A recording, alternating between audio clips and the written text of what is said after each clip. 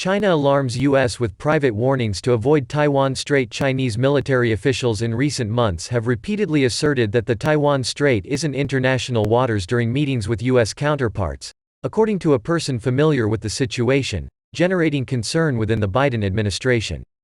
The statement disputing the U.S. view of international law has been delivered to the American government by Chinese officials on multiple occasions and at multiple levels, the person said. The U.S. and key allies say much of the strait constitutes international waters, and they routinely send naval vessels through the waterway as part of freedom of navigation exercises. China has long asserted that the Taiwan Strait is part of its exclusive economic zone, and takes the view there are limits to the activities of foreign military vessels in those waters. While China regularly protests U.S. military moves in the Taiwan Strait, the legal status of the waters previously wasn't a regular talking point in meetings with American officials. It's not clear whether the recent assertions indicate that China will take more steps to confront naval vessels that enter transit the Taiwan Strait.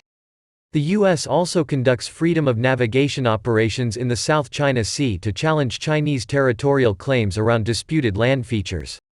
The United States will continue to fly, sail and operate wherever international law allows, and that includes transiting through the Taiwan Strait, Lieutenant Colonel Martin Miners, a Pentagon spokesperson, said by email.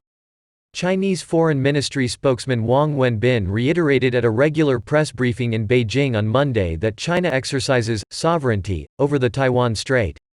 There is no such thing as international waters in international maritime law, he added. Relevant countries claim that the Taiwan Strait is in international waters with the aim to manipulate the Taiwan question and threaten China's sovereignty. During a speech on Saturday at the IISS Shangri-La Dialogue in Singapore, Secretary of Defense Lloyd Austin warned that China was unilaterally attempting to change the status quo when it comes to Taiwan. Our policy hasn't changed, he said.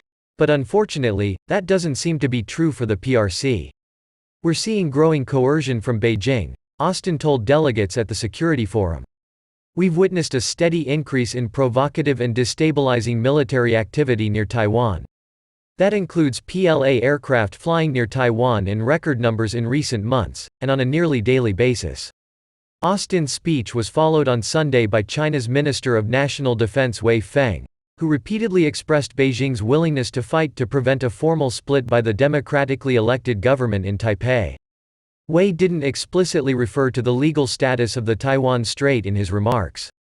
If anyone dares to secede Taiwan from China, we will not hesitate to fight, Wei said, reaffirming Beijing's long-standing position on the dispute. We will fight at all costs. And we will fight to the very end. This is the only choice for China. Taiwan's Mainland Affairs Council said in a statement Sunday that Wei's public threatening of the island at an international event proved Beijing was the real source of regional disturbance, calling his comments tantamount to a declaration of war.